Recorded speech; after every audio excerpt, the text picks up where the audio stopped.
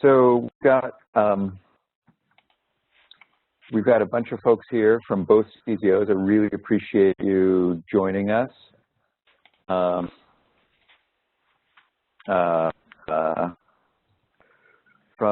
Southern Sierra CZO, of this, of course, and have a multi-way conversation between the CZOData team and both the investigators and data managers from the Southern Sierra CZO.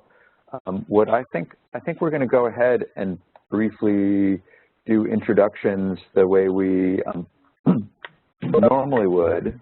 Actually, why don't we change things a little bit? Since a bunch of the people from Sierra haven't joined us, why don't we move forward and have Shanda give the presentation, and then after Shanda's presentation, we'll do the round of introductions so that everyone knows who everyone else is. Let's do it that way this time.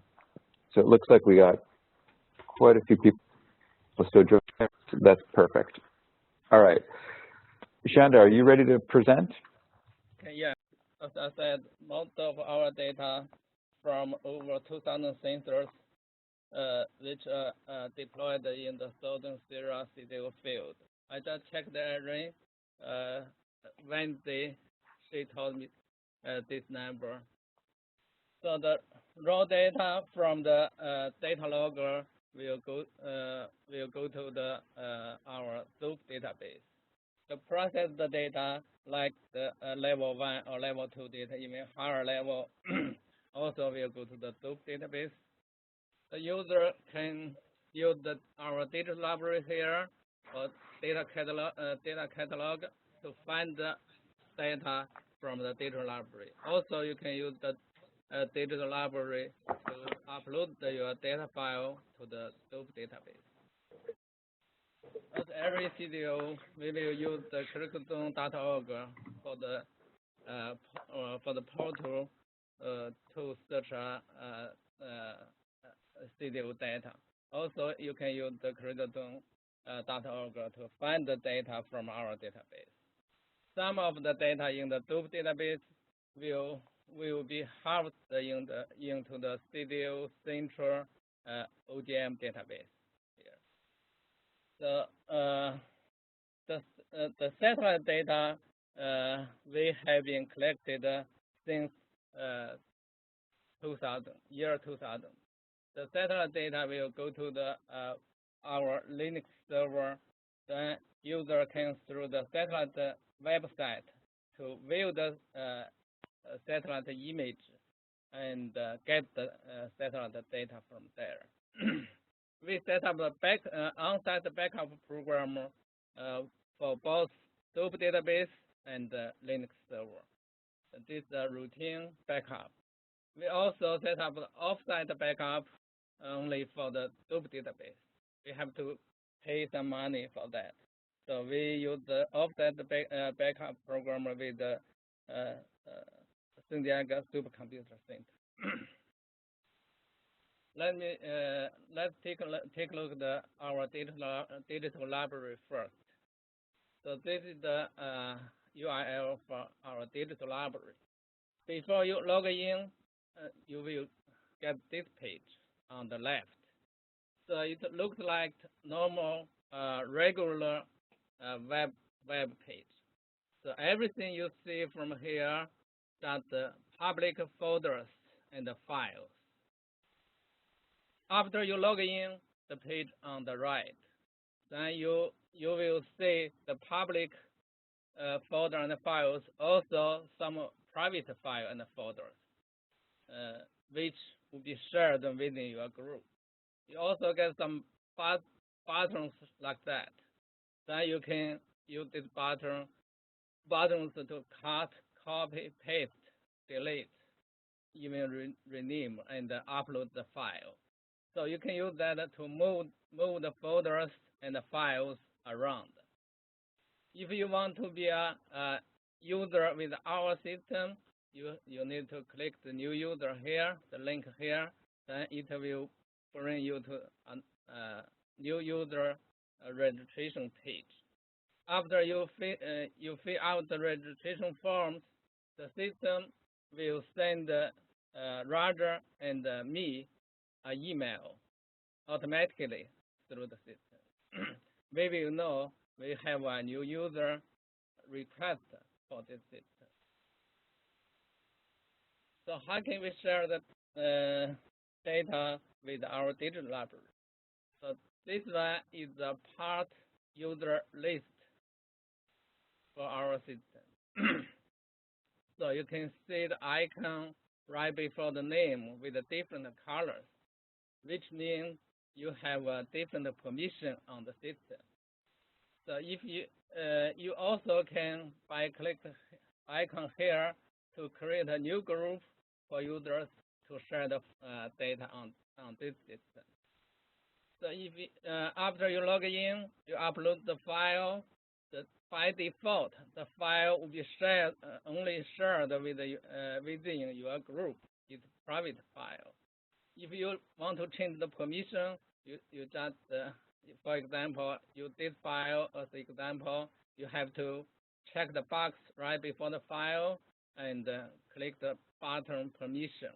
Then it will take you to the permission page. You can use this page to change the permission. You want to share with some people, you want to share this file within other group, or you may want to make the file to available to public. You just check this box, then save the change. It will do whatever you want. So the metadata on our system, we developed the metadata web page based on the CZO display file version 1. This is the metadata page we developed. So each file on our system will have a metadata page text with the file together. From the web page, you can see each file, there is an icon right before the file here. If you click the icon, you will open the metadata web page. So from the metadata web page, you can see who uploaded the file, when the file was uploaded. You can get this information. You also can type in the other information based on the CZO display from display files. So you also can expand these items below to type in a lot of information. But to fill out this metadata form will take a lot of time. I don't think the most people in our group will use this metadata page. They think it's very time consuming. So most metadata page on our system will be empty. So the Hadoop database also have a search ability. So we developed the basic search here just by the keywords. If you want to advance the search, you just click the advanced here. It will bring you to the advanced search page. Then from this page, you can use the name, use the keyword, use the date, modify the date or whatever listed here to search the data file for your file. So this search will go through the metadata to find the file. So if the metadata page is empty, it won't work very well.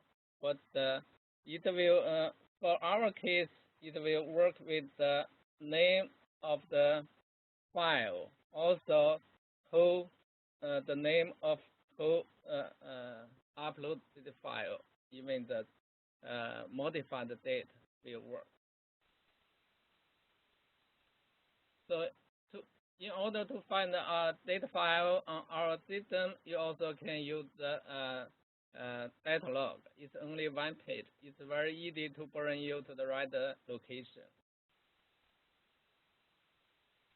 So on our system, you can create the photo folder. When you create a folder, you just specify this folder mainly for the photo or image. After that, you can upload the photo or image into this folder. Then it will list the photo like that, like the file. If you click this icon, it will automatically generate the photo gallery with the thumbnails, like the page below. So you click on the thumbnail, it will bring you to the detail of the photo. So data recovery and the backup on our system. This system has an undo function. So it will record every transaction the user did. So if you did something wrong or you delete some file by accident, you just tell me right away. Then I can go to this page to find what transaction you did and at what time. Then I just check the box here, then click the undo. It will bring your data back. If this one won't work for you, we also have a hourly, daily, and weekly, even the monthly on-site backup. We can, from the backup file to recover your data back. As I said, we set up the off-site backup with the San Diego Supercomputer Center. So this is for the bad case. If some bad thing happen to our server or backup system, we still can get our CZO data back from the offsite backup. So this backup only the daily backup. So another system for us is the satellite data system. From this system, you can watch the image movie here. From the movie, you will know how the snow cover area changed during the year. You also can view the image by the calendar year for a special period, for example, a month or a week. If you want to know the details of a single image, you can click the image here. It will bring you to the detail of the image. Also, if you want this image, you just click here to get the to download the image file. We also have some image analysis results on this system, like the one below. So the data type from our CZO, we have text files, spreadsheet, binary file for the climate, soil, and the step flow, and so on. This is mainly from our sensor.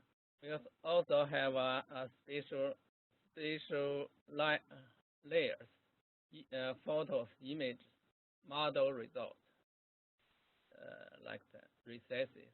Also a lot of video files. Some report and software program for data collection and processing. Totally, we have about 30 gigabytes a year, plus satellite image. So some problem with the ODM database hardware here I had before. So this show you the sensors for trade data. So the sensor were deployed horizontally and vertically. About 100 sensors around this tree. In order to carve this data into the ODM1, we got a problem before. It's very hard for us to describe the location of each sensor. I know the CZO data team take a lot of time to consider that to develop the ODM2. In the ODM2, they developed the 3 offsets to describe the location of each each sensor. But I still need help with this one. You see, it's easy for us to get the C value for vertical, right? But for the X and the Y axis, you need help to define it. You see from the picture here, you see the nose is not up straight. There are some angle between the up straight and the nose. So how can we get X value and Y value for the 2 dimensions here? So another problem is we need help to find the right term for some variables from the controlled vocabulary. This one will show you a variable list from our one of the tower data. So here you see the row 21 NGVI normalize the difference vegetation index. I didn't find a right term from CZO controlled vocabulary to create the metadata. So I have submitted a request online years ago, but did not get any response. Also, the line 27 through 22, the variable initial temperature, the 23 to the 28, they call temperature change. So what is the right term for this kind of variable? Another problem with this one is soil moisture. We have a full soil moisture sensors there, but we do not have a exact latitude and longitude for the soil moisture sensor. We just use the soil moisture 1, soil moisture 2, and 3 and 4 to represent the different sensors. But if in order to harvest this data into the OGM database, we need to create the metadata. How can we deal with this one? Not exact latitude and longitude. Last week I asked Erin to measure the latitude and the longitude for these 4 sensors. Hopefully we can get the right value. So last 2 slides just for the questions.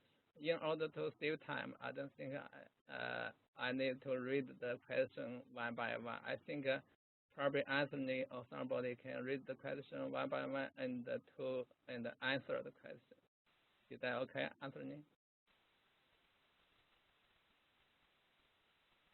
Anthony? Sorry about that. Ask your question again. I was muted. You or somebody can read the question then answer it in order to save us time. I do not need to read it. Got it. All right. How about, so these are questions for us. All right. So why don't we paste these?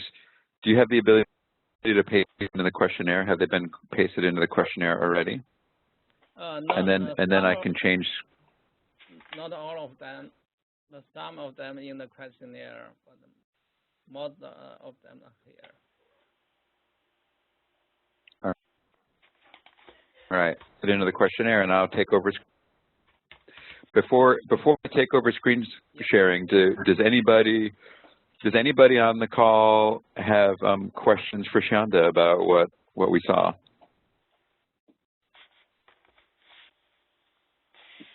I didn't. This is Kirsten. Is there any sample-based data from the Sierra? I can comment, Anthony, if you want. Sure. Yeah. Okay. Shanda, go back to your second slide there that shows the. Yeah. Yeah, there should be a lot more arrows coming into the ZOP database. I mean, the arrows coming into the ZOP database aren't limited to sensors. I mean, I guess there's enough arrows, but the data does not imply it's just sensor data. Oh, okay. So if you want to ask about what sample data we have, wait till Steve or Cliff gets on the call.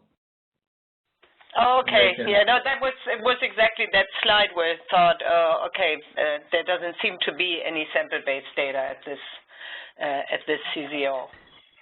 I would say that most of Shunda's time is spent working on the sensor data, but there's other people putting both raw data and processed data into the database that he does not have to do the QA/QC on, but he does all the QA/QC on the sensor data, so that's where a lot of his time goes. But Shunda still manages the data. I don't know, Shunda, if you want to make a comment on what other types of data you have in here, or you want to wait till they get on?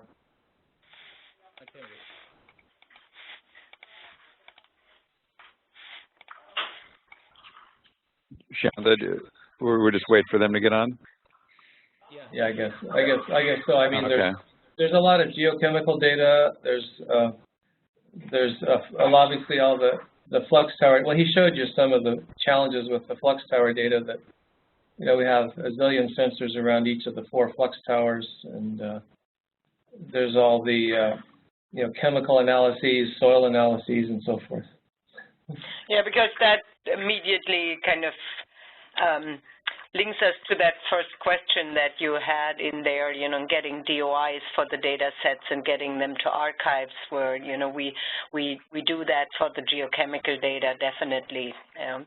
So that would be the place to send any sample-based or geochemical data sets and get DOIs and get them into long-term preservation. So you're saying that out of our published data, there'll be arrows going into lots of different DOI providers? Is that I don't think it's lots, but I think we do have to think about it. Obviously, the water data center would like to kind of archive and make accessible and do the DOI registration for any of the water-related data, and we would like to do it for the we're set up for doing it for the geochemistry. I think the CZO data system needs to at least come up with solutions where all the other data can go and get DOIs and be long-term preserved, and that might be, from my perspective, and this is something to discuss among the team with Anthony, do that in the second phase of CZO data to really make sure there's sort of one place that data can be submitted and gets DOIs while it still goes to disciplinary data centers. Well, that's been a high priority for us for the past couple of years, but we're a little disappointed. I mean, there are ways. Yeah, there are ways. Yeah. To actually build, I mean, we can definitely think about building a specific portal for CZO data that then makes it possible to send any of the data that don't quite have an archive yet, to have them actually get DOIs there and be included in repository services. What guidance and partners are in place now? Where can I find that documentation? Yeah. Why don't we move on to the next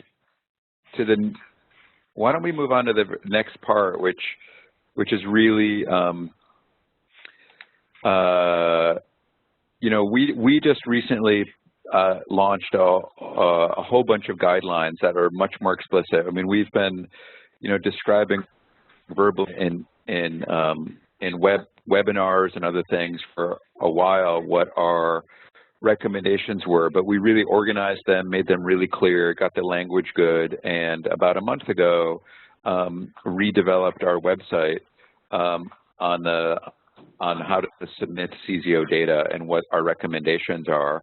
That happened about a month ago. It looks like Shianda has looked at it. That was one of the questions in our questionnaire. Maybe I'll take over the presenter ball now. We pasted Shianda's questions into the PowerPoint or into the WebEx, excuse me, the Google Doc notes. So we can review that. So, you know, the next part of the conversation, what is really us asking you, have you looked over the data sharing guidance carefully? Shianda said yes, and then, you know, what needs further explanation? So it's kind of us kind of going through what our guidelines are. Now we understand what your approaches are. We can ask some more questions about that in this conversation. And then the next step after that is us kind of collectively, not just feedback from our team, but all of us coming up with action items. You know, how can we help you? How can you help move forward in sharing your data according to our recommendations? These are the questions that Shianda pasted into the PowerPoint or put into the PowerPoint, and I just pasted them into here. So we'll make sure that these are answered. And then at the very end would be this question of future needs. Is there anything that we haven't covered under our current activities and our current funding scope that might be useful into the future? And I think, Roger, a lot of what you're looking for already exists, and we just need to you know, have a conversation about that and actually just point you to these new guideline pages. But before we do that, I'd like to actually take this time and just go jump into the round of introductions that we kind of skipped because some of your team is showing up a little late. They may not all be here, but it's time for us to do that. So I'd like everybody, you know, one of the major things that we realize is that we have, you know, often I go to CZO PI meetings and CZO all hands meetings and present what's happening with the CZO data efforts. The perception is that, you know, maybe the efforts are all me, but really we have a whole team of people working on this around the country, this distributed team. So we want you all to know who we are. And likewise, we've had a series of IMC meetings, Information Management Committee meetings, and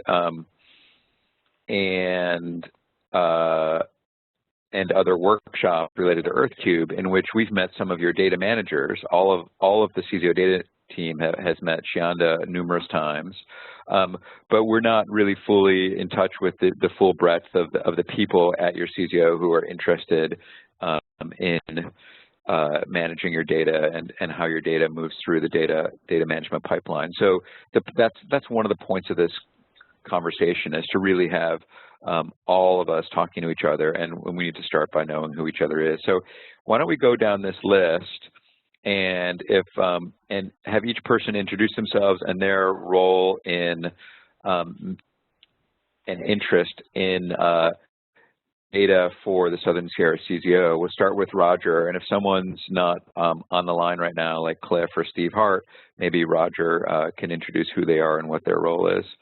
And when they get on, they can introduce. Roger, you want to get started? Well, who else is on from the CZO? All right, Nobody. So the participant list, well, we've got Michelle, Shianda. Yeah, if you want, we wait a bit longer to do introductions. Well, I think people said they would join by 9 o'clock. They had trouble, you know, getting whatever off to school or whatever, and getting to their office by. Yeah, understand how that goes. Okay. I mean, this is Emma. I'm a call-in user. What? Oh, Emma. Oh, yeah. Okay. You're listening in, right? Right. Thank you for joining. Well, I can just say that Mike Goulden does all the QA/QC on the Flux Tower data and provides Shunda with both, well, with the various data levels that we need there. So Shunda, we don't really do that processing within the database. That's done outside. And one thing about the Flux Tower data, we're developing many different versions of it. So we'll find improved calibrations and algorithms over time, and we'll go back and reprocess the full time series. So one needs to be aware of the ability to version the number and to version the data set as we add more data sets for the same raw data to the system, and have that reflected in the metadata. Okay. Yeah, also associated with the Flux Tower, there's a zillion instruments associated with the site. So right. I think matrix potential to soil moisture to the actual instruments on the tower and so forth. Okay, so yeah, I'm not going to comment on the geochemical data. I'll wait till Cliff or Steve gets on. Okay. For that. So we got So we've got Cliff is our IMC rep, faculty rep, and he does rock weathering and geophysics. I think quite a number of us know that. You gave a nice introduction to Mike Goulden. Steve Hart, as you mentioned, is a biogeochemist. So we'll hear from him in a minute. Shanda, data manager. Michelle, you want to describe your role? Sure. I'm fairly new to the team. Just started in late September. I am the Outreach and Education Manager for the Southern Sierra Critical Zone Observatory. I will be primarily doing more front-end user interface on the website, so sort of figuring out how to best manage the website so that the data is the most easily accessible it can be. Super. I should point out that her role is also outreach to the research community. So Michelle's a geologist by training. Okay. Super. Emma? Yeah, I'm pretty much, sure. I'm on this call as a passive observer for the most part. I'm not heavily involved as a PI. I'm a collaborator with the Southern Sierra Critical Zone Observatory, but I'm also involved with several other geoscience EarthCube cyber infrastructure projects, and I was very curious. They all kind of link up with CZO data, and I'm very curious about the directions that are taken on this call and the action items that are decided upon. I also have an EarthCube integrative activity grant, which will hopefully be bringing cyber infrastructure tools to critical zone scientists, both within the Southern Sierra and at other critical zone observatories. Super, thanks. All right, from our team, Anthony, another question, I guess, about Mike Goulden, because we're Shunda mentioned the snow cover data, but we're also pulling in a lot of other MODIS data. And as we scale our CZO results across the Sierra Nevada, we haven't really figured out if we need to archive those, because we're doing value added to MODIS data, if we need to archive those in the CZO database, or we haven't really addressed that yet, because that's a great. That's another thing that Mike and I are doing together. Super. That's a great point for discussion. Okay. So I'm Anthony Offenkamp. I'm a geochemist and who's involved with this Christina River Basin CZO. And my role is, I was asked by NSF to lead this project when Mark Williams left. And my role is mostly in coordination and coordinating interactions with the CZO community, although because of my background, I had important contributions for the observations data model version 2, the observation ODM2 control vocabularies, and finally, most recently, the YODA file archival format, the YAML observation data archival format, or YODA file format, which we'll hear about in a bit. Jeff? Hi, this is Jeff Horsborough from Utah State University Civil and Environmental Engineering, And I've been working on the CZO data team, a lot of the same things that Anthony has worked on, I've also worked on. I led the ODM2 group in designing the version 2 of the observations data model. And I spent a lot of time working on the first versions of all of that with the quasi-hydrologic information system. So glad to be here.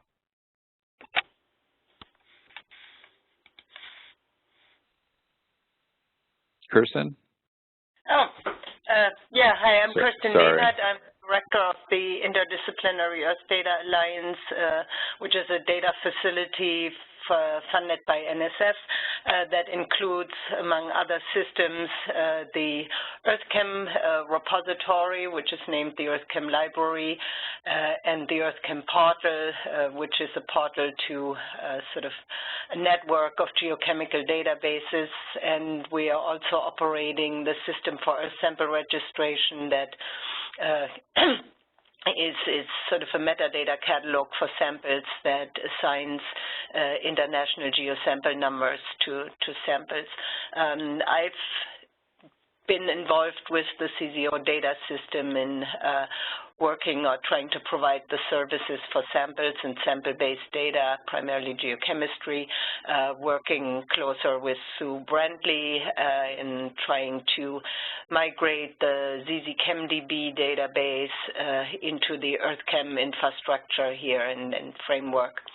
I've also been part of the ODM2 team. Yeah, that's it. Thanks. My name is Megan Carter. Kristen basically just did my introduction for me. I can help you get IGSNs for your physical specimens and get DOIs for your data sets by geochemical data sets by publishing them in the EarthChem library. Yeah, and I'm a geochemist by training. Sarah? Hi, I'm Sarah Damiano. I worked under Anthony at the Stroudwater Research Center. Worked with him in depth with the ODM2 system, with the vocabularies and the YODA files. Also done some of the data work for the Christina River CZO.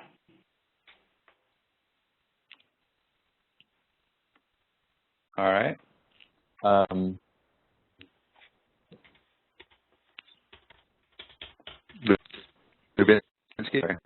Yeah, I'm David Lubitsky. I'm at the University of Colorado at Boulder at the Institute of Arctic and Alpine Research.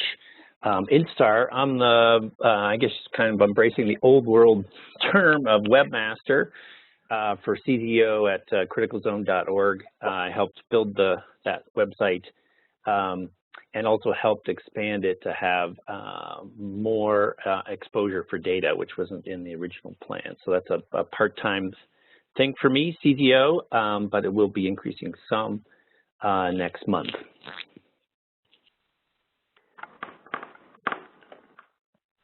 Hi, I guess I'll go next. Tom Whitenack. San Diego Supercomputer Center at UCSD. I work with Ilya Zaslavsky, who's not on the call, and David Valentine. I primarily worked on the pipeline of getting the old display files into the ODM1. Now we're primarily working on the metadata and the search interface and how it links together to the website.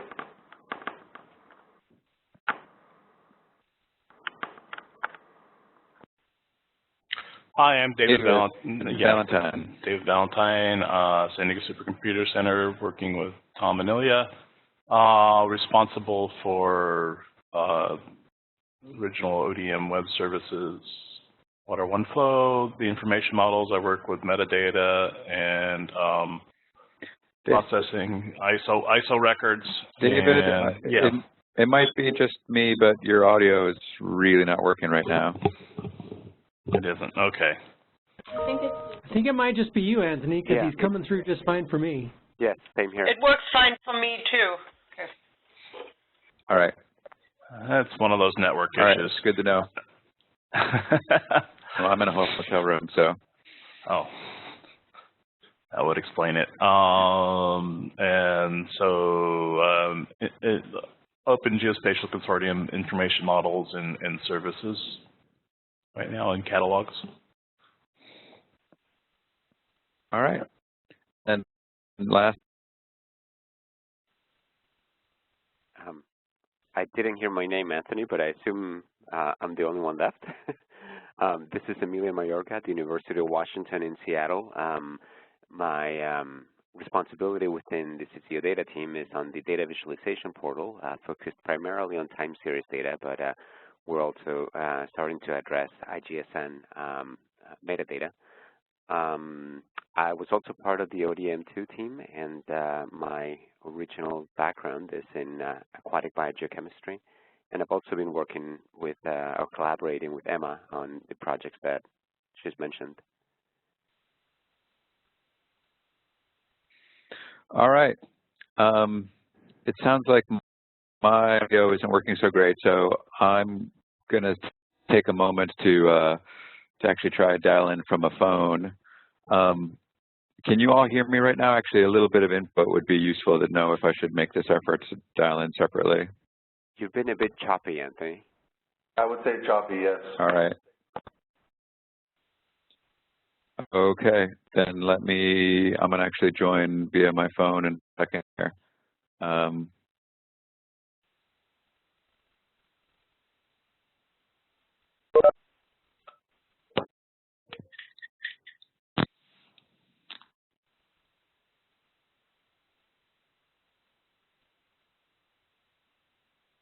All right. Can you hear me all right? Is that better?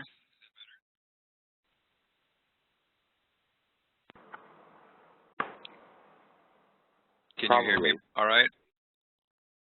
Is that a better connection? It's a different connection, and it echoes some. But I'd say try it for a while. Okay. I was still trying to disable my laptop audio, so maybe that was where some of the echo was coming from. Is the echo better now? Seems to be, yeah. All right, super. Sorry about that. So thanks for the patience of listening through that set of introductions. It's really important to know that we're a whole team of people. Our team can be listed, you know, on the CZO Central website. Actually, since I've got a slow connection, I've got it preloaded here.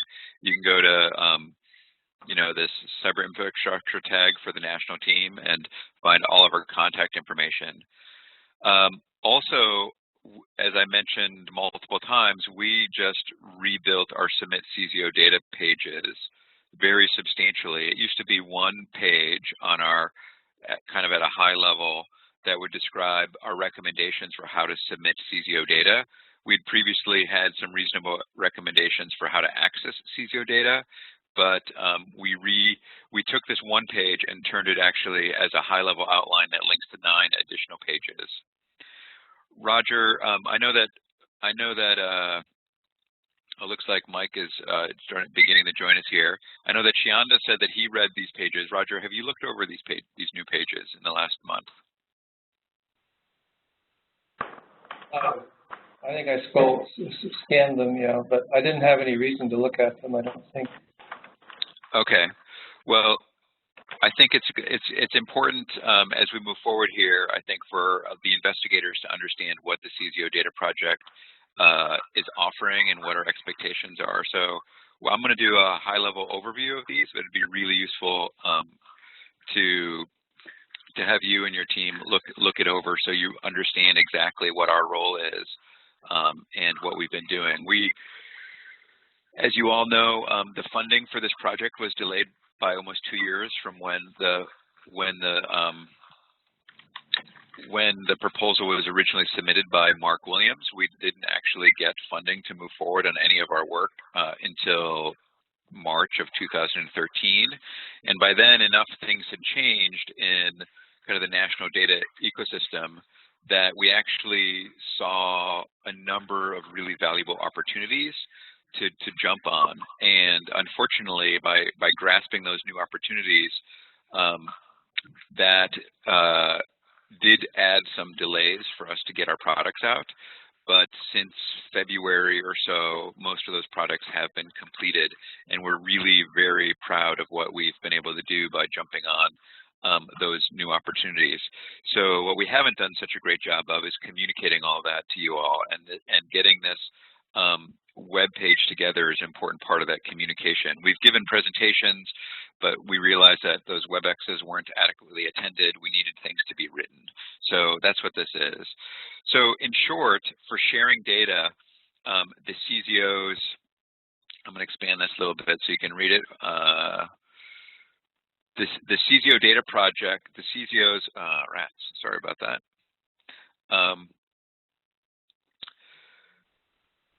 The CZOs are expected to share data using the following 7 approaches. The first one is to list data sets at criticalzone.org, and your team has already done that for quite a number of data sets, which you can see here. This data set listing is kind of the main way to get data into the CZO central catalog. So, you know, if one clicks on any of these data sets, like the critical zone tree, there's quite a bit of metadata here about that data set, and these data sets can link to a number of files. If you notice, these files are not located in the CZO data system. The CZO data system actually doesn't hold any data. It is a data catalog, and it's a number of approaches for integrating data. The recommendations early on was that if these were a certain type of file, the CZO display file, that data would get integrated. But the CZO display file version 1 only managed to work well with time series data from simple point observations. So these critical zone trees, for example, didn't work, as Shianda described, and his description of those challenges 2-3 years ago were an important part of our data use cases for moving forward. So this CZO data listing is really the place to start. It automatically populates the CZO data search portal, which is a much more powerful search portal that takes that metadata and makes it searchable using Solr search capabilities, some combination of just free language search plus faceted searches, like the one I'm doing now, where I'm kind of adding up a bunch of different search terms and dialing in on data sets. So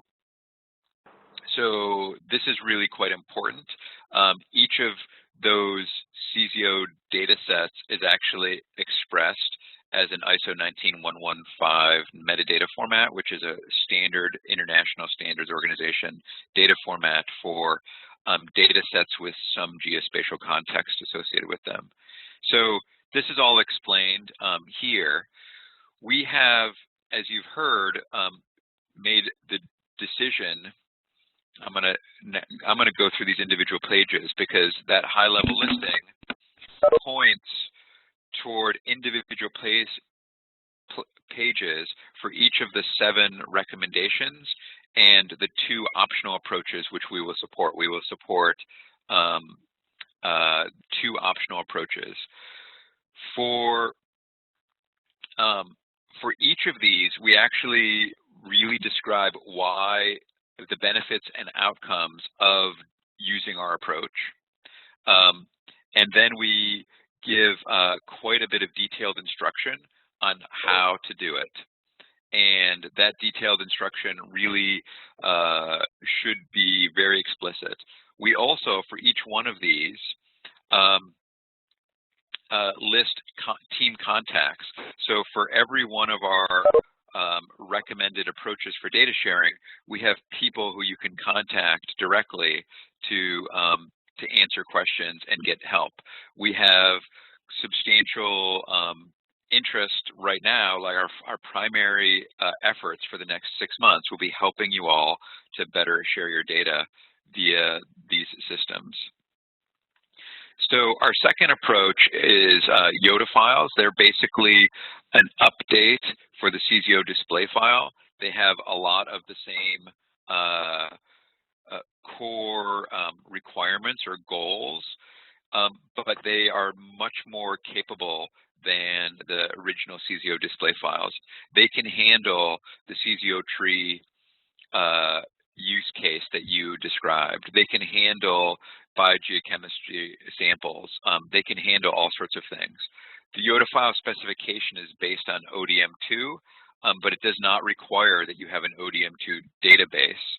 ODM2 is a conceptual information model that has guided a lot of our work all across the board, but it does not require you to actually have an ODM2 database.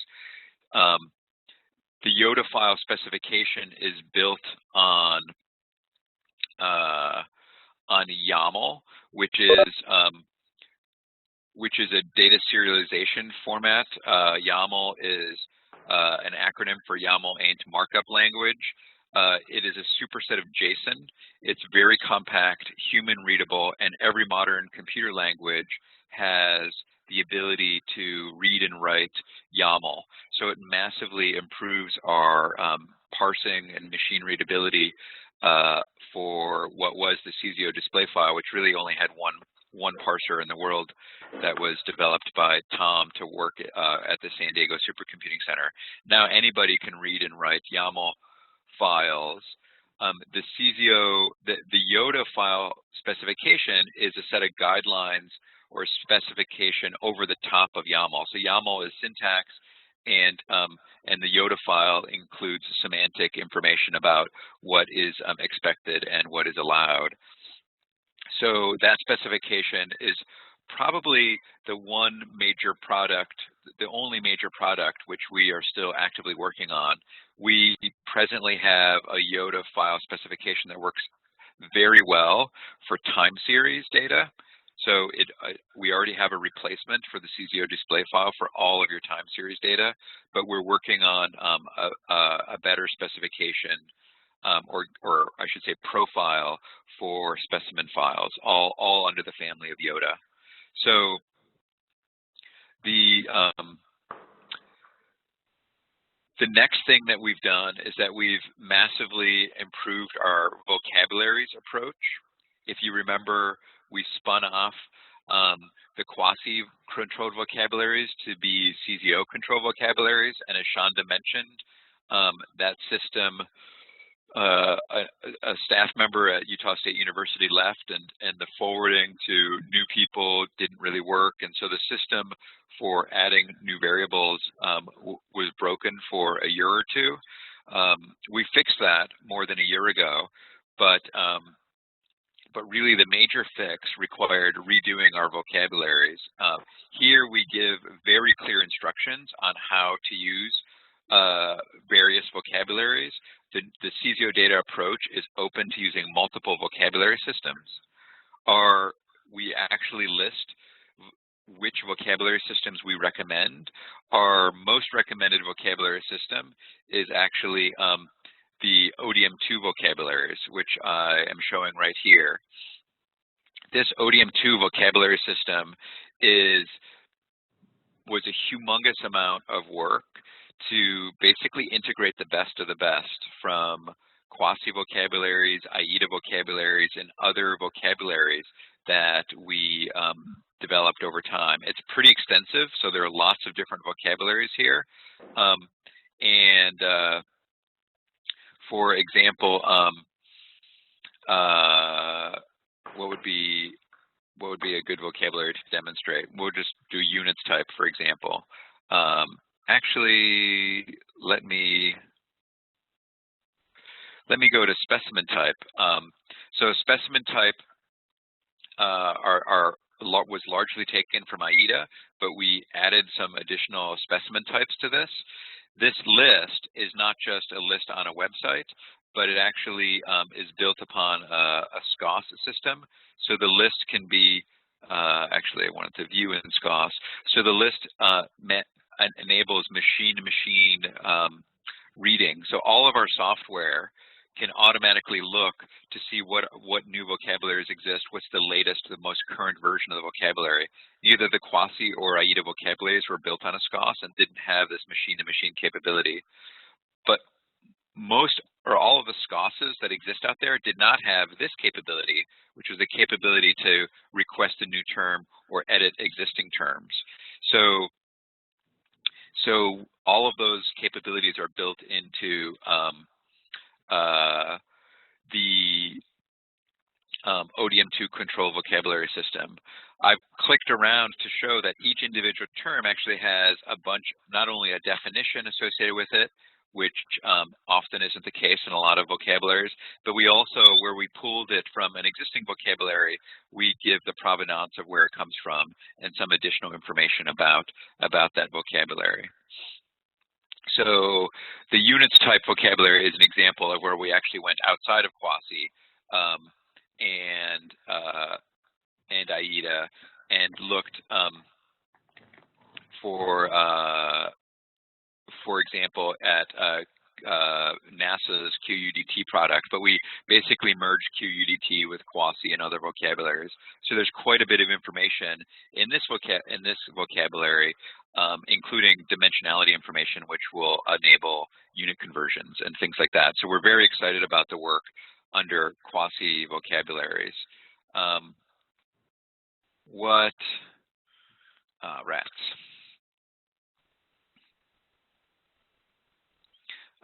Sorry, I just browsed too far away.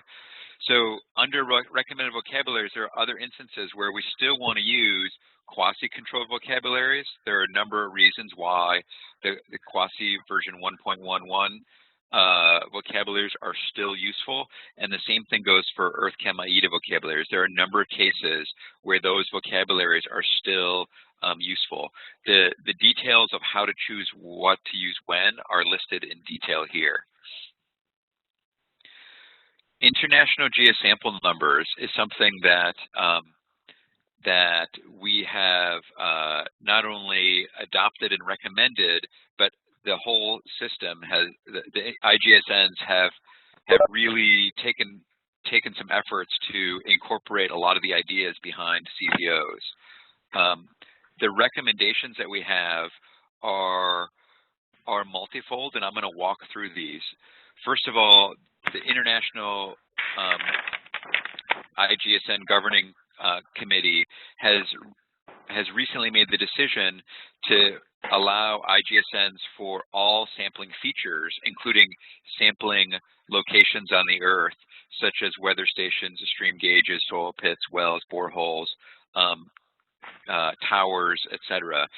They are not for registering the equipment or the sensors, but actually the location on the Earth where those sensors are taking samples of data from the Earth's surface. So what we recommend strongly is that all of your sampling sites are registered with IGSNs, that these IGSNs are used in the workflow for sensor management, and that then those site IGSNs are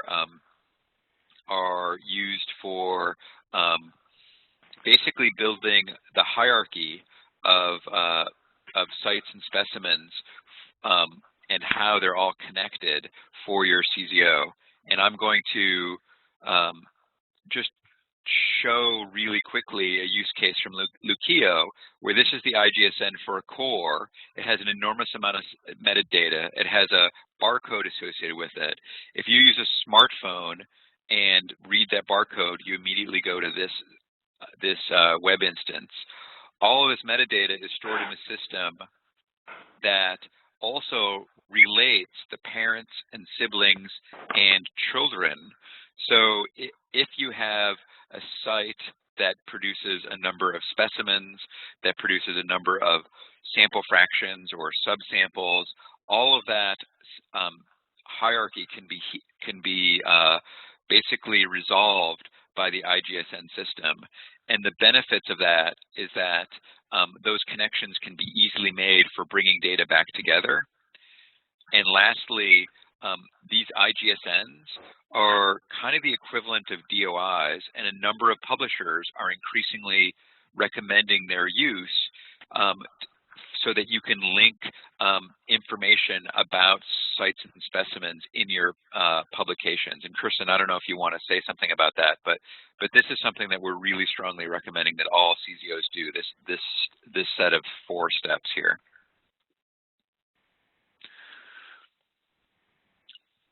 Kirsten, you want to add anything about the use of CZOs in publications?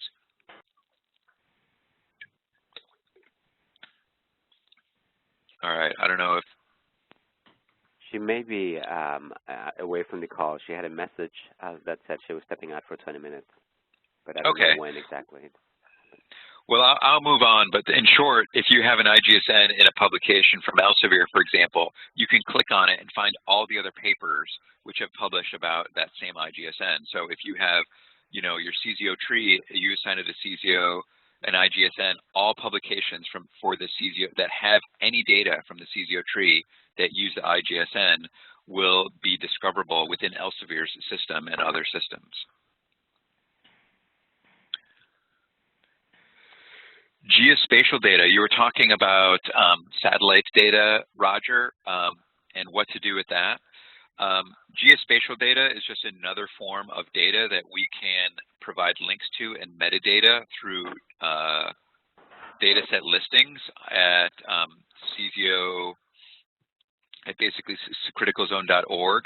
Because all of these become, get automatically translated into ISO 19115 metadata profiles that are then discoverable at our search interface, which is, whoops, I gotta move something here. At our search interface here, what it means is that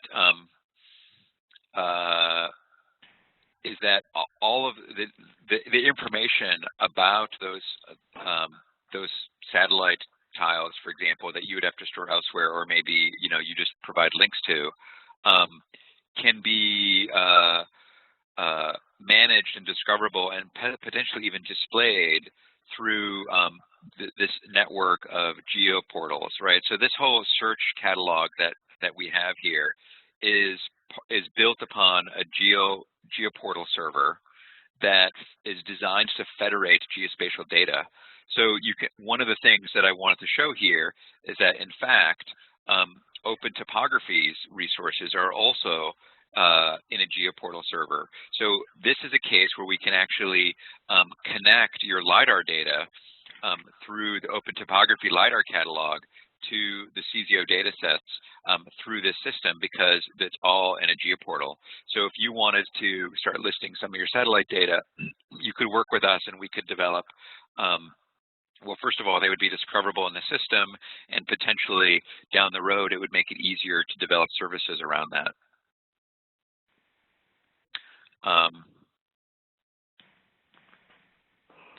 So I covered LiDAR. The very last thing which Kirsten started to talk about was data DOIs. So we're encouraging CZOs to create data set listings early and often for any kind of data file that they have. So these data set listings are like this one right here. As you have already implemented, these can point to files that are stored on a private server and require password access to get a hold of. It can point to any kind of file anywhere. Once you have done a round of QA/QC on a file, we strongly encourage that you, instead of storing it on your specific server, that you basically put it in an archival data center that has a long-term mandate to store your data in perpetuity. That data center can then assign it a DOI, and what you would then use is that you would use the DOI from the data center, such as that one, for example, you'd point your data set listing to that DOI. And that way, what you've created, you haven't changed the rest of your profile. Now your data basically will point to the archival version. And you could even have here, you could have pointers to the archived QA/QC versions, which are static and have a version number, in addition to pointing to maybe the live resource from your website that doesn't have a DOI. So you could have both of those all listed here in this resource. Getting your data into an archival data system, such as one of the ones that we recommend, is really important from the perspective of long-term data sharing and something that NSF really wants to see. Once you have done that, then you use your DOI to basically share your data set. But it's still discoverable in the CZO data system and still part of the CZO holdings. It may sound like double the work to load your data up into your metadata into this profile right here, and then kind of reload it into some other system. But usually it's a cut and paste job that takes very little time, because this information is often the exact same information that is being stored at the data center. So, recommended data centers for CZO data. We have 3 primary recommended data centers. The first one is IDA EarthChem library. It specializes in solid earth analytical data, but it also accepts time series data and other data formats, including aquatic chemistry, etc. So it can handle this wide variety. It has long been an issuer of DOIs, and because it's part of the CZO, it's been part of the CZO data development, we have extra services that are built around IDA because of that. And then primarily that's because our team developed the observation data model version 2 to try and solve some of these data integration challenges that the CZOs were presenting.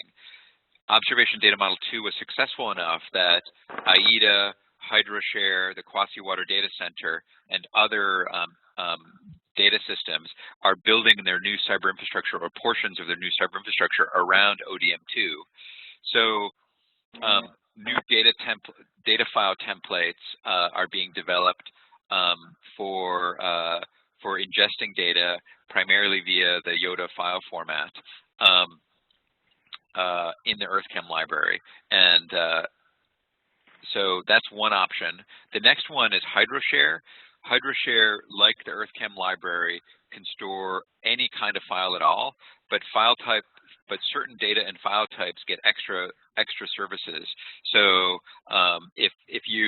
right now YODA file integration is being built into HydroShare.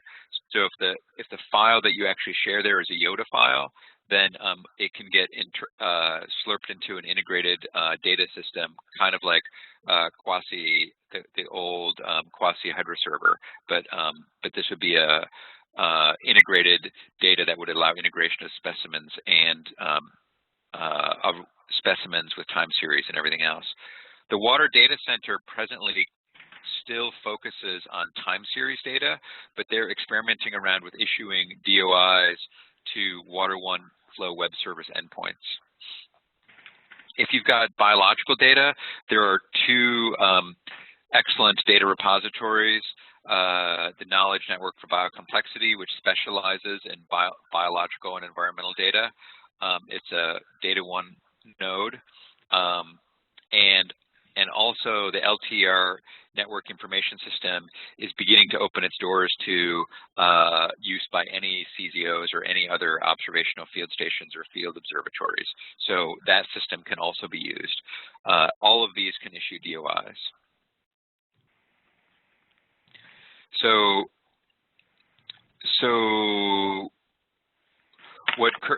that system has been in, like, all of these systems have essentially been in place for since February or so, but now we've got really explicit instructions about how to do it, and we hope, and we have clear contact information so you can talk to us about what needs to happen. There are 2 optional approaches that we are open to working with CZOs on. One is the use of the ODM2 database for local data management. Many of the CZOs are very interested in this, and so we're working with them on that. If your CZO is interested, let us know. There's a bunch of information here of how it can help you. There's a whole software ecosystem that's being built around ODM2, which is really quite nice. The last one is streaming data. You've got quite a number of streaming data sensors. If you want to share that raw data with the public, using Water One Flow web services or any other web services so that they can be visualized by yourself or the public, we can work with you to do that. There are a number of options for doing that. Any questions from Roger or anyone else about what we're offering, and also what's expected of the CZOs? Can I ask a quick question about DOIs versus IGSNs? Yes.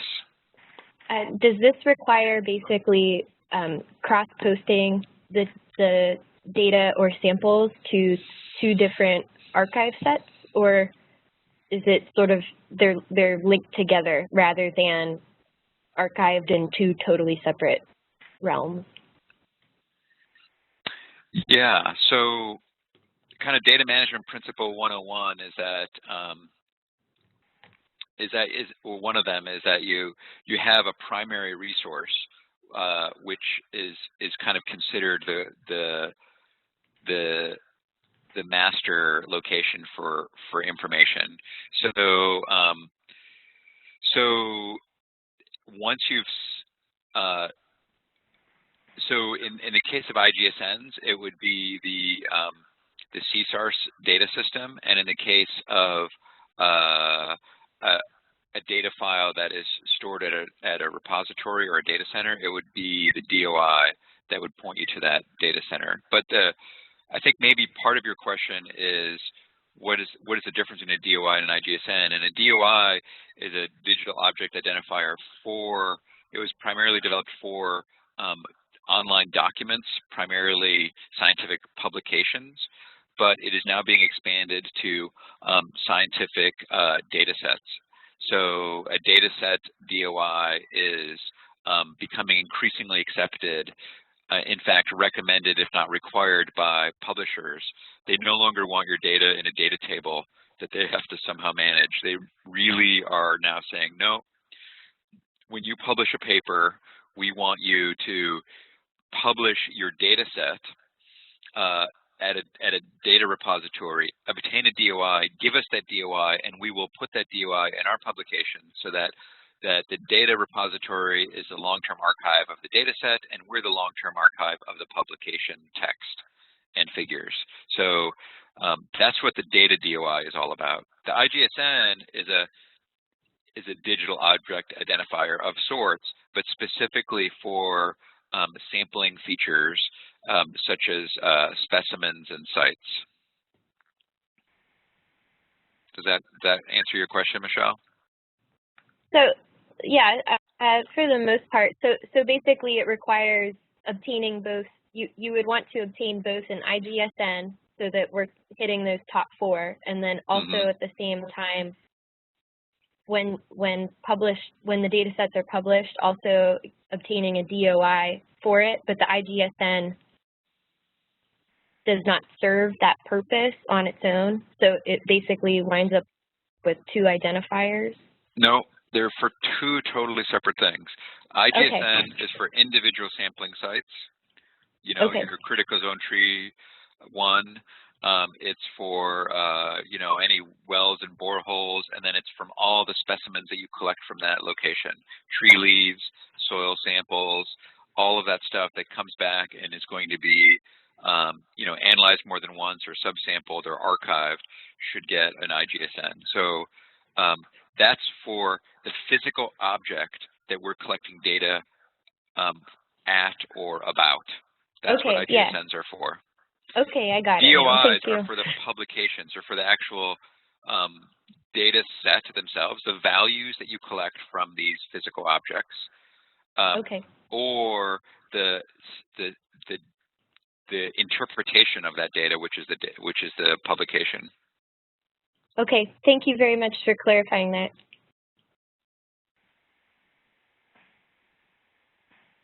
Any other questions? Anthony, can you tell me, or maybe somebody on the call, how many DOIs has Kawasi issued, and can you show me examples of what they, or you show me, do they have a catalog of DOIs they've issued, or where does that stand?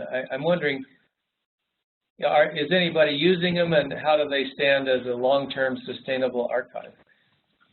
So, Jeff, do you want to answer that kind of combination of what the long-term challenge of DOIs have been for Quasi and how they're currently solving it for one aspect at the Water Data Center and for another via HydroShare?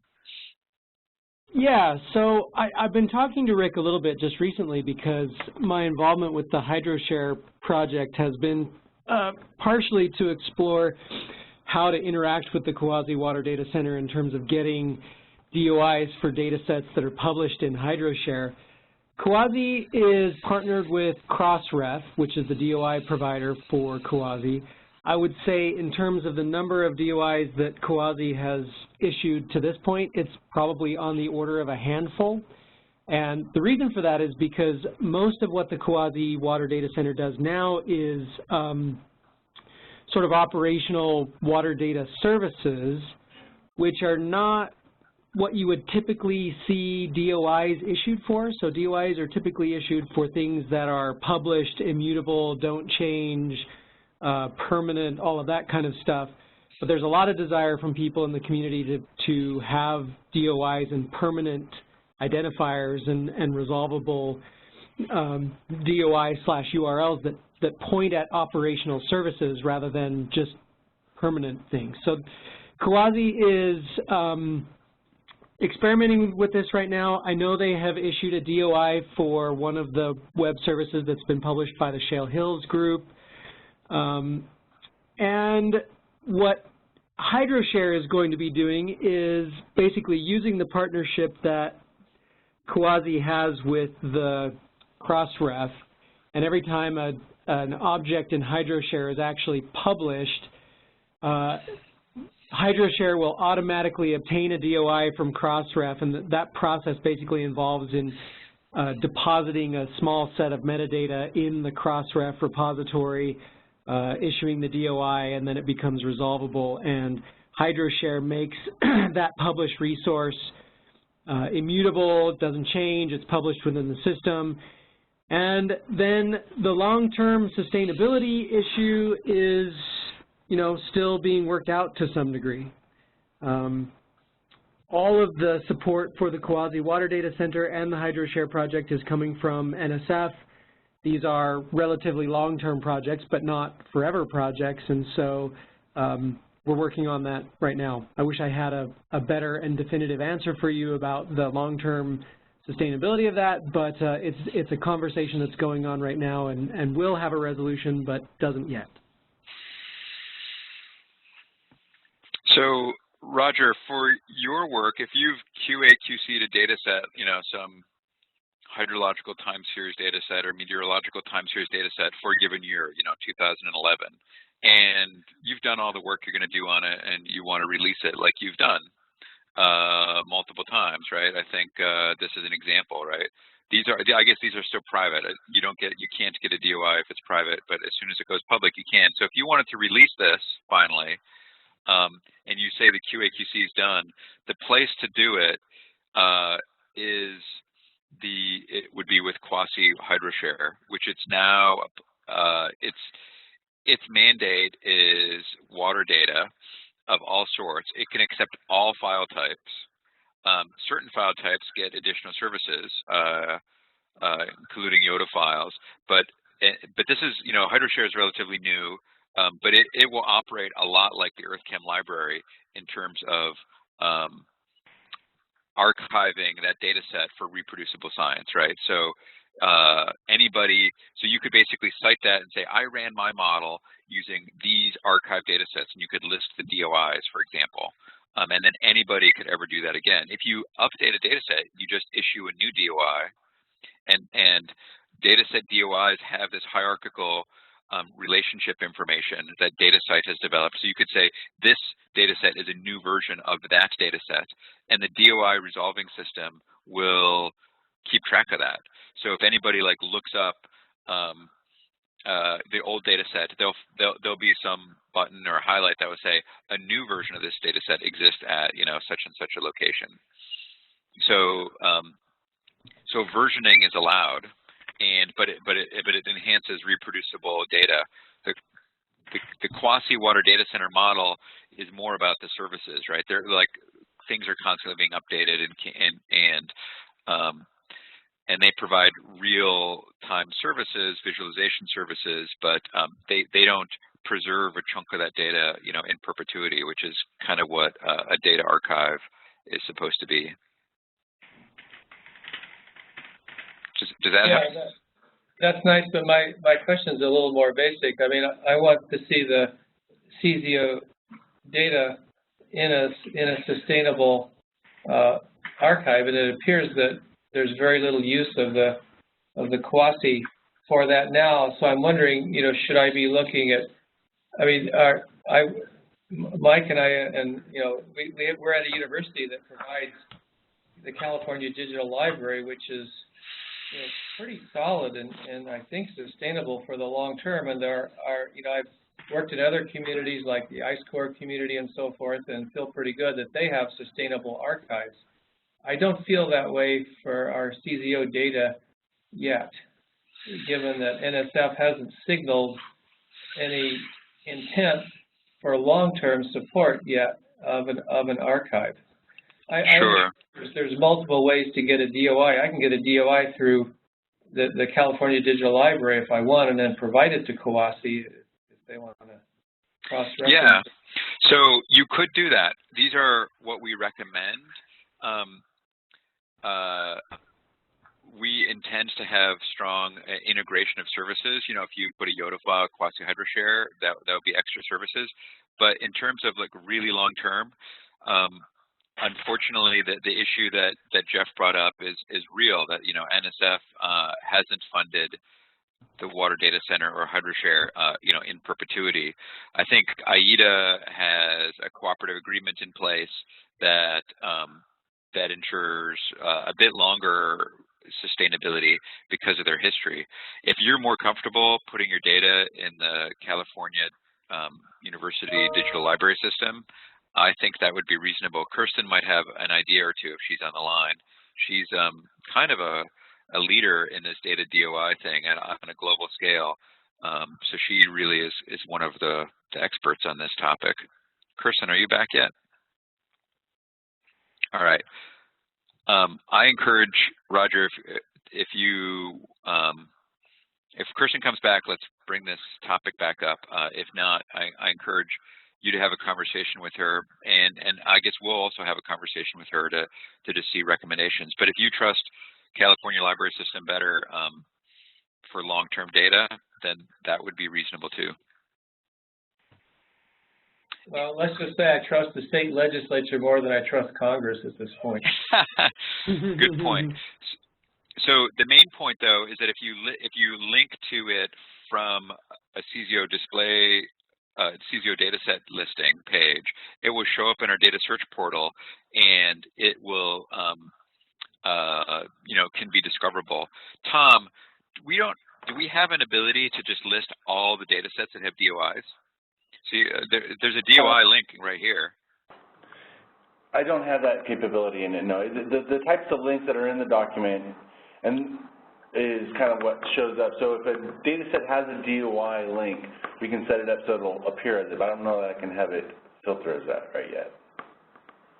Yeah, so maybe we'll try to develop that. If that's something that you think is really useful, maybe we can, have a faceted search that basically finds all the data sets that have DOIs associated with them. Because, you can see that we pick it up here. If it has a DOI, it's associated in our system, right, and discoverable. Right, this is a display file that it actually shows that's listed as a display file. When YODA files are enabled, they will show up as YODA files, right? So, this points us back to the CZO. This system actually point you back to its kind of primary instance, which is a great service. So we do have those capabilities probably. So maybe that's something we can develop. Any other questions? Or Shianda listed out a whole pile of questions from the PowerPoint. And we could just go through them to make sure that we've answered all of these questions. Does that seem a reasonable thing to do, Roger and Shanda? Is that the next step? It's your call. All right. Why don't we go ahead and do that? So question number one, how can CZOs help publish data to archival data centers with a DOI? All right, so I think Sarah might have started answering some of those questions in these bullets while we were discussing things. So we have clear recommendations on that now. We discussed this distinction of IGSNs versus DOIs, and yeah, so Sarah just captured that whole discussion essentially. These data repositories can handle any kind of file, but I'll just repeat that to date, almost all data repositories just store the file. So you can find the file, but the process of integrating that data at a granular level, and for example, doing a search for calcium in soils, bedrock, dissolved in water, and in tree leaves for a given area of the earth can't be done in a nice way using existing systems. But in an ODM2 database, that could be done. That kind of query could be done. So if you're posting data as a CZO display file, because it works, that's great, because we can translate anything from QASI 1.1 data systems, which the CZO display file was designed around, into an ODM2 data system. The YODA file will expand capabilities massively, and if you publish them there, we can ingest them and have this kind of central data synthesis. We're not archiving the data, but we will provide services around that data. That's the intent. Not with this current level of round of funding, but we were building the infrastructure for that. What and where do we publish level 1, level 2 data with the same level and different versions? So the QASI data system does not have a versioning built into it. Neither do a lot of old data systems. Display file version 1 did not have versioning, but ODM2 and YODA files have built-in versioning. And that versioning, as I described earlier, is well supported by data archives and DOI issuers. So DataSite, which is this kind of organization that has really promoted the DOIs for data sets, has developed out the whole versioning system. So we can help you with that, especially as you adopt the YODA file specification.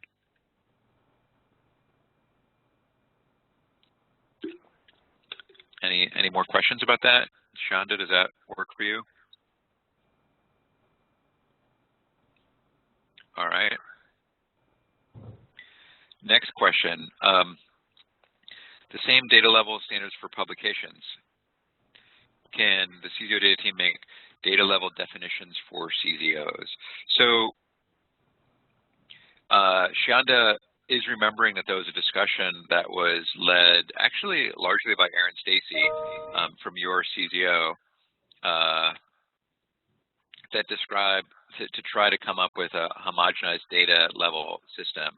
As it turns out, QASI 1.1 or 1.0 had a vocabulary for data levels, but those were removed actually at the recommendation of Roger ages ago, is my understanding.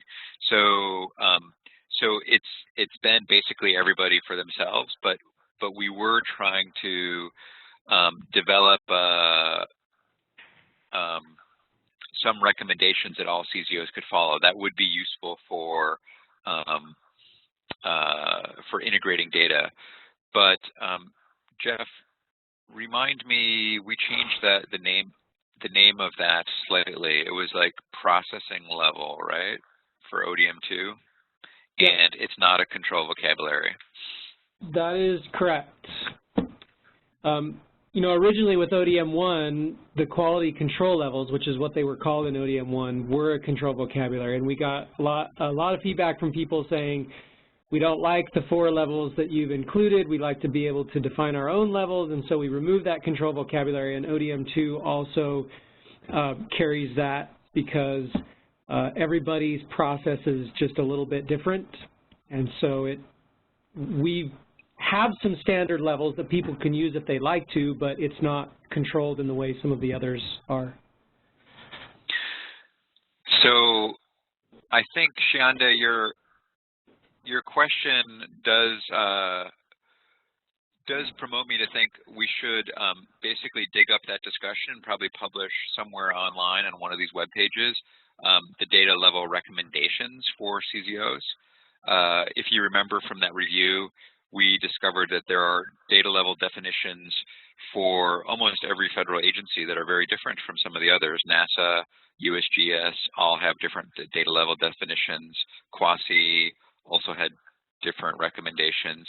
So we kind of came up with a hybrid that seemed to work, and we should dig that up and get it on the website. I agree with that.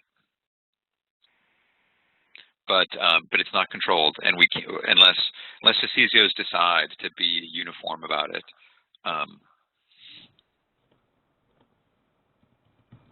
All right, thank you, Sarah or David Lubinsky for typing in those links to see that discussion. All right, preferred portal for data publications. All right. Well, we've gone beyond the list, and we actually gave, whoops, what happened here? We gave recommendations in the data DOI page. So I actually think there might even be a bookmark to that specific list. So there are 3 that we recommend, and 2 others we recommend highly because they have they do or will have integrated services with CZO Data Central Catalog, and then there are 2 others that we don't yet have integrated services with, but we've been having conversations with that we highly recommend around biological data. But there may be others, and we're very open and interested.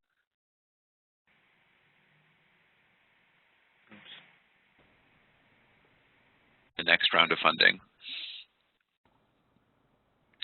Shianda or anyone else, is there anything, and do you have any additional questions based on, given what we've already discussed today? Hello? I heard a faint voice. I think the question 6 was not asking criticalzone.org to archive data, but maybe just to see if there can be a better interface. What was your question? Well, we were talking about, I'm sorry, number 4 here on this list. Preferred portals for data publications. I was looking at what you were highlighting. Yeah, I think somebody else was adding, I think Sarah was maybe adding a note down there, so I'm sorry. We were here. All right, so number 5, improving access, a compact data catalog with links into digital library. Cross-CZO searcher friendly instead of programmer friendly. Well, so we have developed just that, right? So we've got these data set listings that you know, here that anybody can just browse around and do some very basic searching on. This is just a web browser, and then we've created the search portal, which is here, which is also really quite easy to use. It does have programmer features because it's built on a GeoServer portal, whereas the web browser system does not.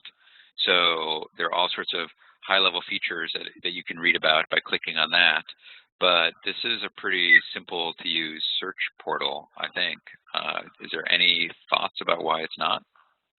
I think my question is a little more basic. It's trying to get a compact data catalog, you know, rather, to find you know, our one-page data catalog has basically become a 20-page data catalog when it was translated into the criticalzone.org formatting. And I think for a user to scan what data are available at a CZO, having something more compact like we you know, built 7 or 8 years ago. I see. So this right here is our compact list right here. It's the data set listing for the Sierra CZO, 28 data sets, which each includes multiple files, and it's really up to you to organize this any way you want, but each one of these listings is, you know, 2 lines on a piece of paper. So this is 1 sheet of paper, well, maybe 2 sheets of paper at the most, depending on your font size. But this is it right here, this compact list, and it's got links to a lot more information. That's just it. It's a page that provides links. It doesn't provide, yeah, it's a different philosophy where you have levels of indices rather than all the index on one page. So I guess, you know, we can agree to disagree that this is compact or not compact. Okay. Well, I think maybe it's just what I'm trying to do is understand. That's all. So if you could maybe. I want on one page. I want links to the data sets, not links to pages that link to other pages that will provide you a link to the data set. You have to go through multiple pages to actually get to a data set. Well, so the challenge is that CZOs produce a lot of data, right? I mean, if we just click on Sierra alone, there are 96 data sets. So here's a listing of the individual data sets where you can get straight to them. So exactly the point. You have to go through many clicks to actually get to a data set from the data catalogs that have been built under this project versus our old data catalog provides direct links to the data sets on one page. And it was patterned after what we found on some of the LTER sites. So what you want there is you would want critical zone components, and then over here you would have a link to the 4 components or the 10 files, or whatever. Yeah, if you look at our old data catalog, that's what it is, and it's also smaller font. I mean, you know, think of what if the New York Times was printed in 6 times larger font. So it's more compact. all right. Well, if you want to provide examples of how you would organize your data in a more compact way, we can study them and see what we can do. I think I'm pointing you to the one we developed when the CZO started in year 1. Right, but so I don't have that. I don't have that web link. I don't know if it's still alive or if you have any screenshots of it. Yeah, I think Shunda can bring it up. He knows where it is. Okay. Looks like. Yeah, it's still integrated into our criticalzone.org/Sierra. All right.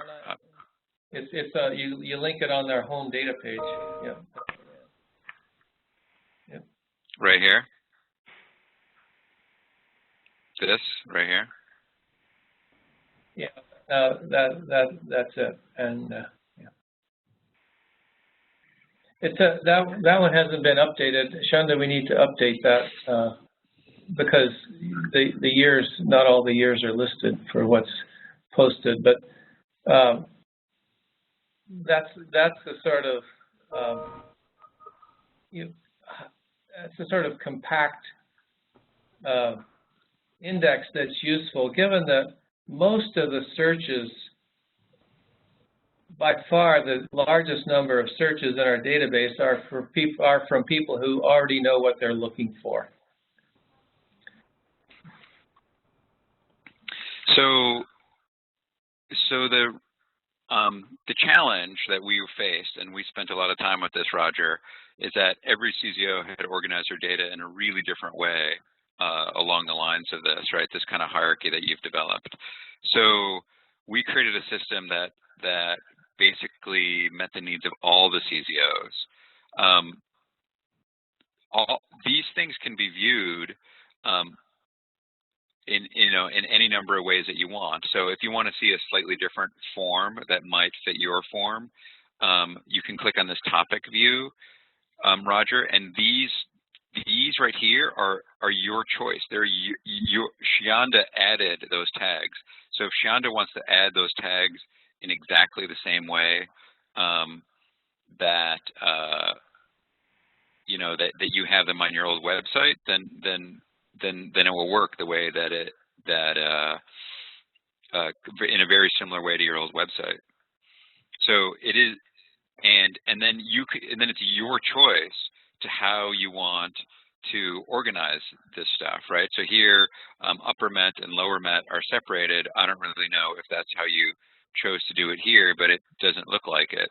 I don't know, but I guess my point is that there's actually quite a bit of flexibility for how the data are viewed on this website, right? I mean, you can choose discipline tag, you can have featured, so you could create featured data sets that are really kind of high level. We can organize them by field area, so there can be this kind of view. So there are lots of different views of this of the data. And frankly, if you don't like any of them, Roger, you can just say you have the capability. David, you can correct me if I'm wrong, but I think right in here you can actually add your own text. You can point them to your thing.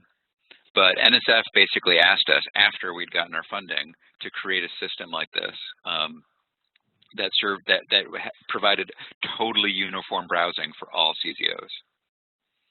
This is David Lubinsky. I should also point out, the website can evolve, so it's a great idea to consider, where we've got that search by title, field area, topic, and so on, to add a more compact view. Yeah, we can that's work right. with you guys to come up with a view that works better for you, and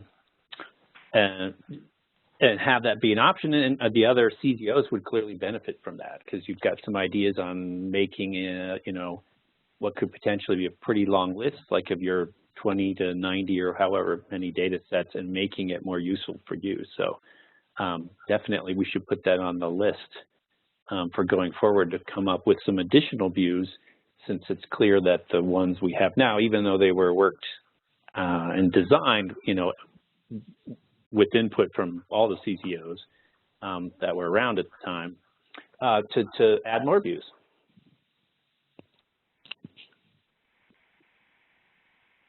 All right.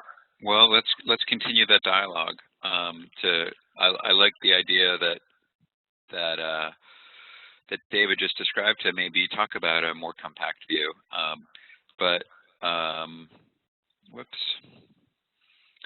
Yeah, I have to wrap this up relatively soon, and I know that Roger needs to go too. So, organize photos, videos, publications through the data archive.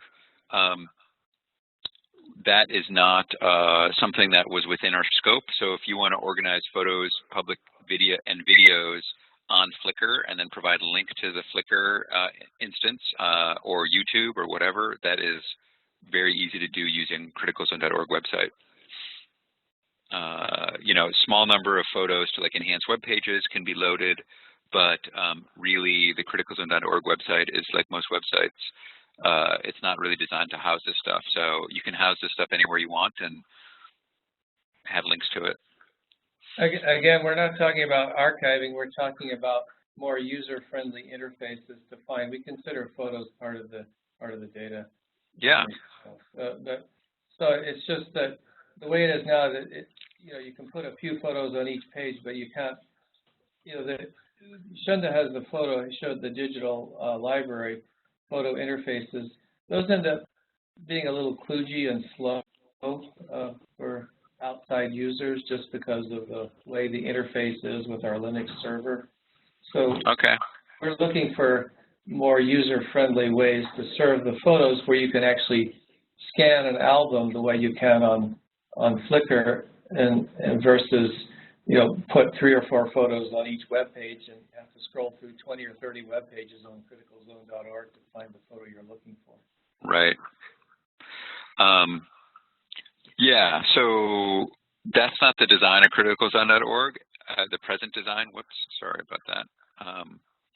So it wasn't part of our initial scope, but we could potentially work with you. This sounds like something that we could put in the list of things to maybe work on for future scope. The short-term solution right now is to use something like Flickr or your own system and just point to it. That's really quite straightforward to do in a data set listing or anything else. It's the whole point of the data set listings is to be super flexible and allow you to point to any resource you want.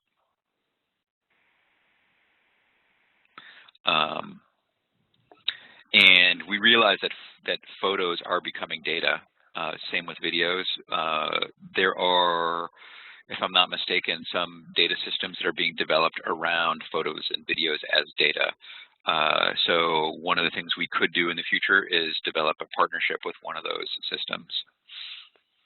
Yeah, it's also a nuisance that there's not quick links to photos, videos, and things like that, because we get, every month we get requests from the press, and you can create those links. We have to go, we have to give them 3 or 4 different links, and there are not high-level links on the web pages. That's always been a nuisance. That would be the case for any system, Roger. So, Michelle can work on the website and create a special page for you that has basically all the pointers to wherever you have your photos. No, that's not hard to do on the current system. Let's move on. Number 7, can we update the metadata which have already been harvested? Yes, that's relatively straightforward to do. Tom has done that with many existing CZO display files. So, Tom, do you want to mention anything about that? No, I mean, the metadata definitely, so reloading, if the data sets change and we reharvest or ingest information, then yeah, then locations that have changed will be updated. If what we're talking about is simply just in a metadata document, maybe, we work together and not just manually make some changes in some files somewhere. But yeah. Go ahead.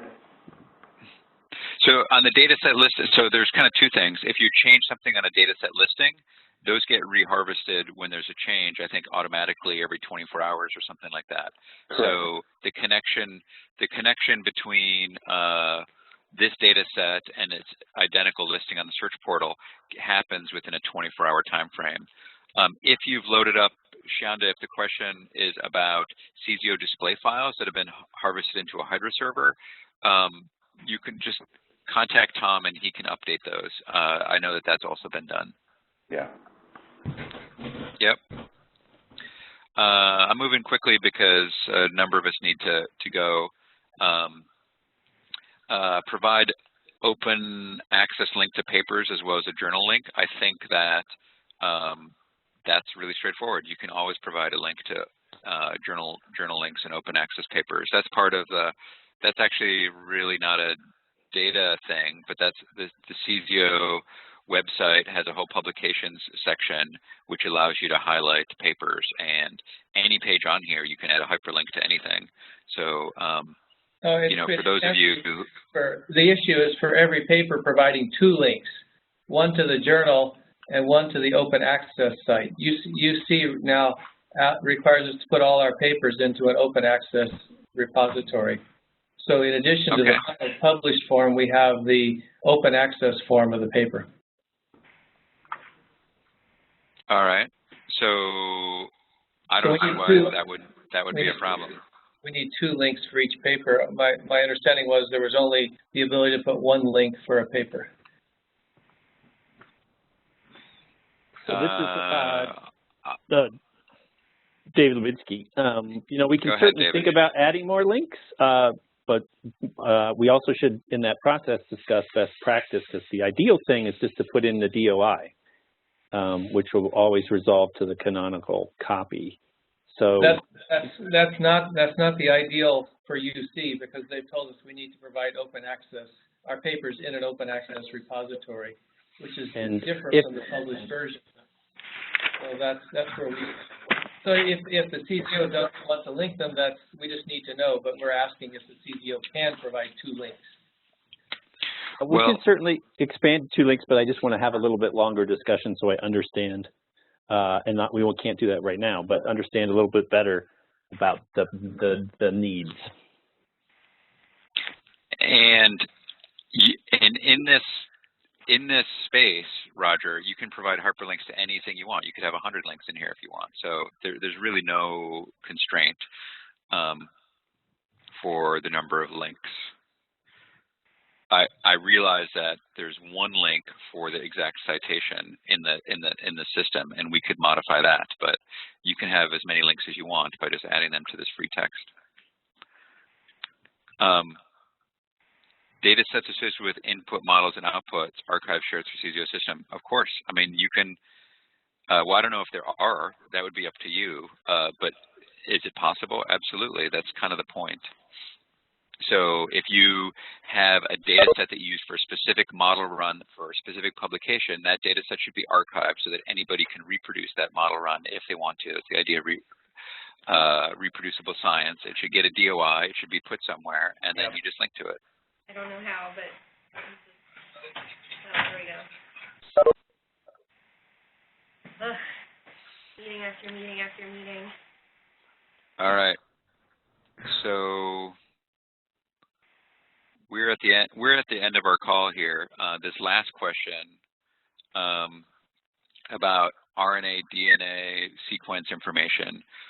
That is something that is being explored right now. It's outside of the scope of the CZOData project explicitly, but it is part of the scope of the big CZ project, and there's actually going to be a workshop on this in about a month at Argonne National Labs that Emma Aronson is a co-convener of.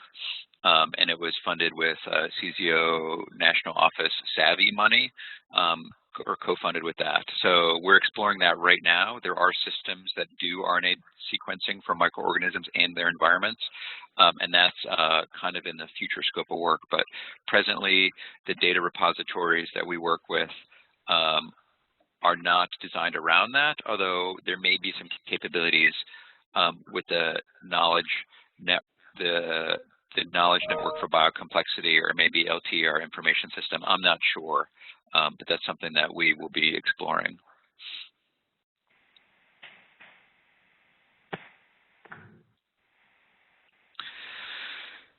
So our time is up. We have, I think we discussed some future needs that we could consider based on that list of questions. We provided some feedback to you in our conversation that we need to summarize and get back to you. We talked about DOIs, IGSNs, Megan Carter, who's on the phone, who works with Chris and Leonard. Her role in this project is to help you with both of those.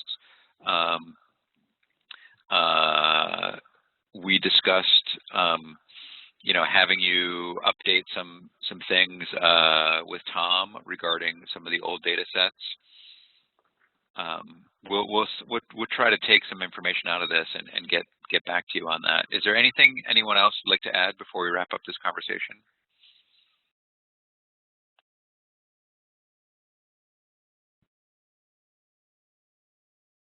All right. Well, thank you all very much, and I appreciate your time, and hopefully this was useful. I guess we had folks like we did have Mike Goulden and Steve Hart join us, but we didn't hear too much from them. But we're very interested in having conversations with you all. Thank you very much, and we'll be in touch. Okay, thanks.